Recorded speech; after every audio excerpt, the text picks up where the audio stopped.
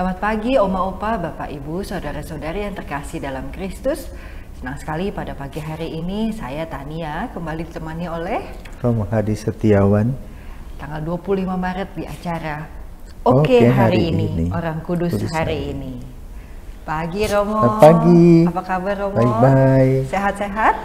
Amin. Penuh semangat seperti biasa Romo. Ya, karena hari ini kita merayakan kabar gembira. Nah, luar biasa. Hari ini kita akan membahas tentang Hari Raya Kabar Sukacita. Ya, ini merupakan hari yang penting ya Romo ya dalam karya keselamatan manusia. Nah, silakan Romo.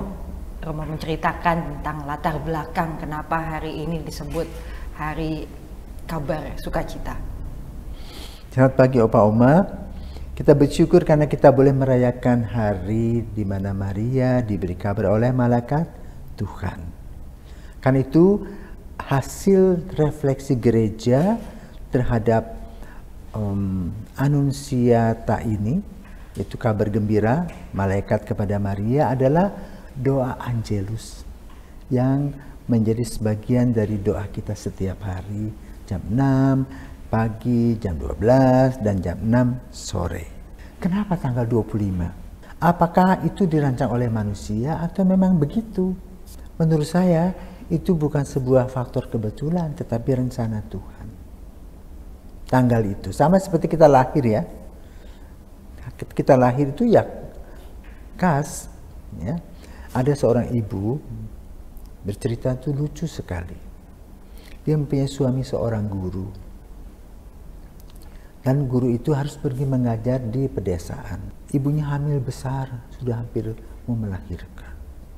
Lalu dia berpesan pada istrinya, "Lu, nanti kalau kamu mau melahirkan, tahan dulu ya. Biarlah saya pulang mendampingi kamu lahir." Lalu ibu ini juga sampaikan kepada ibu bidan, suster kebetulan. Suster tertawa terkekeh-kekeh. Lalu suster, kenapa tertawa? Kata ibu ini, kan belum pernah melahirkan. Ya mana ada orang sudah bukaan 1, 2, 3 ditahan yang nggak bisa, ya jebol dia, begitu saja. Dan betul, waktu dia masuk dia taat sama suami. Karena memang kurang bersekolah ya. Dia bilang, "Suster, aku ini nggak tahan, tapi tetap bisa tahan ya. Ada obat untuk menahan enggak?" "Nggak ada," kata suster itu. Akhirnya dia lahir pada tanggal itu. Nah, Bapak Ibu, kabar gembira Yesus pun sama. Tidak ada tawar-menawar, tapi ada urusan dengan yang di atas. Ya, kita sekarang tinggal terima 25 Maret peristiwa kabar gembira yang diuraikan oleh Lukas. Maka lalu begini, apakah itu hanya karangan? Apakah itu legenda? Tidak. Itu real, historis. Nah, siapa sih yang membuatnya? Siapa yang menceritakannya? Jadi, dari 70 murid Yesus itu ada bernama satu Lukas. Dia adalah seorang dokter, seperti dokter Tania itu. Nah, sebagai dokter, ketika Yesus sudah tidak ada, proses touching, sembuh dan sebagainya itu kan sudah tidak lagi berjalan seperti yang dibuat oleh Yesus, tapi melalui medis. Itu dokter Lukas ini. Maka dokter Lukas berkunjung dari satu rumah ke rumah yang lain sambil mewartakan kabar gembira. Tahu-tahu dia juga bertemu dengan Maria. Lalu dia tahu bahwa inilah ibu Yesus. Mungkin Maria sudah memasuki masa senja. Dia bercerita.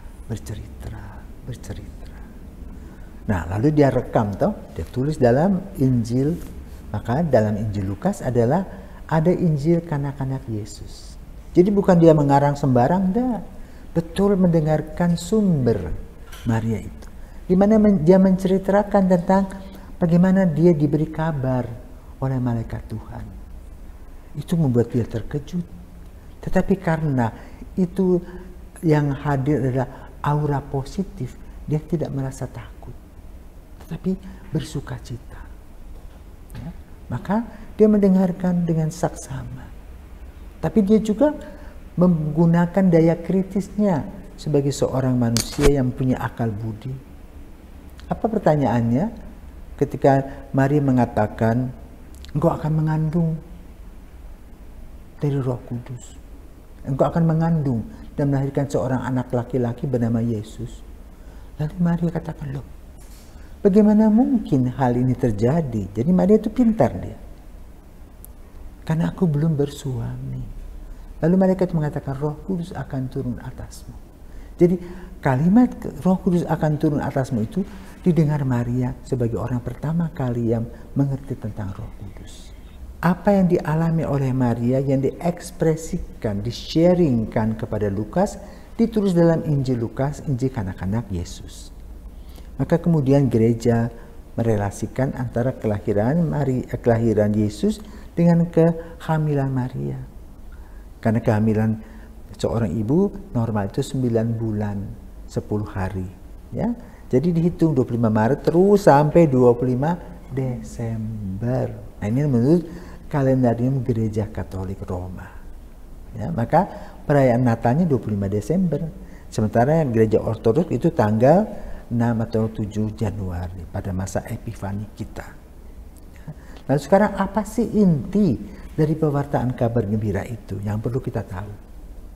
Satu adalah cinta Tuhan yang amat sangat luar biasa kepada manusia. Kita gambarkan analog. Ketika ada orang jatuh ke dalam jurang, dia tidak bisa naik lagi. Ya, maka diperlukan bantuan. Kita mungkin kirim tali, tarik, supaya dia bisa naik ke atas. Nah, cara Tuhan melihat bahwa manusia yang berdosa tadi tidak bisa lagi tanpa bantuan Allah sendiri. Maka prakarsa Allah, ya, ada manusia, Allah yang menjadi manusia, menjadi hal yang luar biasa. Inilah kasih yang luar biasa dari Tuhan. Tetapi lalu kasih Tuhan juga perlu ditanggapi manusia. Sama seperti seorang ibu ya, sudah bikin nasi goreng. Di depan meja itu anak tidak mau. Tapi ada anak yang mau makan, dia senang, orang tuanya senang hati. Oh, dengan makan nasi itu dia tidak lapar lagi. Kesehatannya terjamin dan sebagainya. Tuhan memilih dan mengutus malaikat bertemu dengan Maria. Jodoh mereka berdua itu. Malaikat dengan Maria, jodoh. Maka terjadilah deal ya. Ada janji. Karena itu isinya adalah dalam doa Anjil itu kan Maria diberi kabar oleh malaikat Tuhan. Jawabannya apa? Maka ia menganudai Roh Kudus. Kedua, aku ini hamba Tuhan, jadilah padaku menurut perkataanmu. Yang ketiga, sabda sudah menjadi daging dan tinggal di antara kita. Keempat, ya itu tambahan, doakanlah kami Santa Bunda Allah. Itu. Jadi intinya itulah yang kita perlu renungkan. Dan lalu bagaimana sikap kita? Kita belajar dari Maria bersikap positif dan bijaksana melihat semua alur kehidupan ini. Karena apa? Alur kehidupan ini seperti sebuah jalan berliku-liku, naik turun. Ya, itulah kesulitan. Maka kita senantiasa mendapatkan masalah demi masalah. Masalah yang satu sudah kita cari jalan keluar, muncul lagi yang lain. Apa sih maksudnya Tuhan itu? Supaya kita menjadi orang yang lebih dewasa, lebih bijaksana. Kita belajar dari Maria. Maria itu kaget, ya. Apakah itu sebuah durian runtuh bagi dia? Pertama kali ya belum, kaget-kaget aja. Tetapi kan dia mempunyai iman yang luar biasa, dia terima. Kita juga kadang-kadang mendapatkan masalah, lalu kita memberontak, tidak terima. Ayo belajar dari Maria, mengendapkan dulu masalah. Apa rencana Tuhan di balik semua itu? Sehingga Maria betul mengalami seperti apa yang dikatakan Simeon. Dia katakan apa? Anak ini akan membuat persoalan. Ya. Bagi mereka yang beriman baik, bagi yang tidak beriman menyulitkan. Dan kau ingat ya, sebilah pedang akan menembus jiwamu sendiri. Apakah Maria mengatakan, "Enggak"? Tidak, dia simpan dalam hati, merefleksikannya. Dan pada waktu saatnya tiba, anaknya ya, disalibkan, jalan salib, hanya air mata. Tapi dia ingat kata-kata Simeon. Waktu itu Simeon sudah tidak ada. Dan inilah artinya, sebilah pedang akan menebus jiwamu sendiri. Sampai akhirnya Maria di bawah salib bersama Yohanes, dan setelah wafat Yesus diturunkan dan kita kenal dengan Pieta, di mana Maria merangkul anaknya. Ini contoh untuk kita sebagai khususnya orang tua, ya, dalam suka maupun duka, khususnya pada saat anak-anak kita mengalami itu, dia tetap anak kita. Maka kita harus terima dengan suka hati sebagaimana yang dialami oleh Maria. Memang bersyukur bahwa Maria mempunyai putra yang luar biasa positif. Tapi kita bisa belajar dari Maria, andaikan anak-anak kita mengecewakan kita di hari tua karena kesalahan mereka, kita perlu mendoakannya. Sebagaimana Maria menerimanya dengan suka hati, penuh dengan kepasrahan diri. Nah, itulah hasil dari refleksi Maria diberi kabar oleh malaikat Tuhan, berujung juga kegembiraan anaknya, yaitu Yesus. Dia boleh menjadi tempat, ya, di mana Allah berkarya. Dan hasilnya untuk kita semua juga kabar gembira. Yesus telah wafat, Yesus telah bangkit, Yesus menyelamatkan. Maka kita mempunyai devosi kepada Ibu Maria. Nah, devosi itu mulai muncul dalam konsili pertama di Yerusalem itu, menyebutkan Maria adalah Theotokos, Bunda Allah. Ya. Karena itu di dalam gereja Ortodoks, peranan Maria itu lebih besar daripada dalam gereja Katolik Roma. Dan itu dalam gereja Ortodoks itu ada ikon-ikon, ya, Maria yang begitu banyak. Kenapa? Ya, berdasarkan tradisi Yunani yang tidak jauh dari tradisi Yahudi, melihat peranan ibu ini amat sangat luar biasa. Sehingga dengan refleksi Maria diberi kabar oleh malaikat Tuhan, kita pun juga perlu merefleksikan kembali. Bersyukur kepada Tuhan, kenapa? Kita diberi ibu yang luar biasa. Banyak yang tidak sekolah, tapi mereka bisa menyekolahkan anaknya menjadi hebat-hebat. Kenapa? Ibunya. Tetapi kalau di rumah sang ibu tidak beres, repot. Kenapa? Dalam peribahasa, surga ada di bawah telapak kaki ibu. Kalau ibu tidak beres, hancurlah keluarga. Maka para ibu, selamat mengikuti contoh dan teladan Bunda Maria. Sementara Bapa mengikuti contoh teladan Santo Yosef menuju Yesus ke sana. Semoga kita semua diberkati Tuhan. Amin. Wah, terima kasih banget nih Romo. Ini dalam satu sesi saya rasanya mendapatkan banyak pengetahuan baru. Kenapa tanggal 25 Maret? Dan ada satu tadi yang sangat menggugah saya sebenarnya Romo. Kita sekarang mengatakan bahwa ini adalah kabar sukacita. Tapi kalau saya pikir kembali, pada saat itu Maria menyatakan iya, padahal pada saat itu dia diberi kabar akan mengandung. Padahal saat itu kan Maria tidak mempunyai suami, dan kita tahu saat itu dengan bagaimana akan reaksi lingkungan. Tapi dengan iman, di mana Maria juga percaya bahwa Roh Kudus akan beserta Maria, makanya itu akhirnya dinyatakan diterima ya Romo ya. Jadi bilang iya sampai akhirnya menjadi bagian penting dalam karya keselamatan manusia. Luar biasa. Memang Maria itu risiko loh. Pada masa itu, ketika seorang wanita itu hamil tanpa suami, mereka akan dirajam. Gitu loh. Akan dirajam.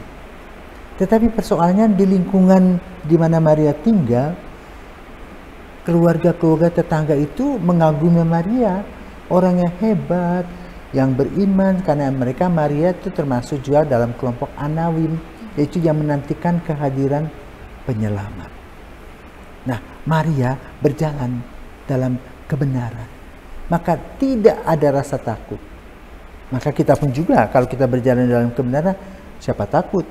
Ya, maka ini dari oleh-oleh dari Maria, biarpun tidak disampaikan kepada kita, tapi dari cara pandang, cara hidup Maria ini amat sangat luar biasa. Ya, kita bersyukur punya ibu seperti Maria. Baik Romo, terima kasih sekali Romo, luar biasa sesi pada pagi hari ini. Sebelum kita akhiri sesi kita, saya mohon Romo berkenan untuk mendoakan kita semua. Baik, mari kita berdoa ya. Dalam Bapa, Putra, dan Roh Kudus. Amin. Bapa yang penuh kasih, kami mengucap syukur kepadamu karena Engkau telah menjadikan Maria Ibu Yesus, Ibu Tuhan, Ibu kita.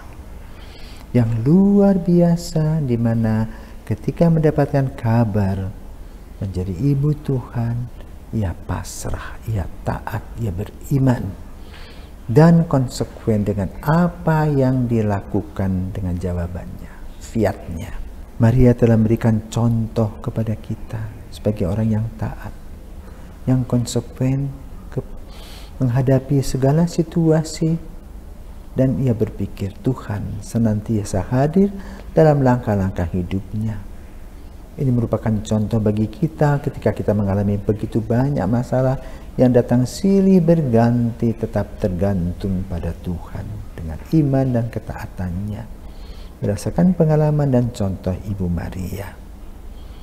Maka kami mohon Tuhan, Engkau memberkati kami semua dan menjadikan kami Maria-Maria kecil yang taat kepadamu, yang siap pasrah dan berjalan bersama Engkau.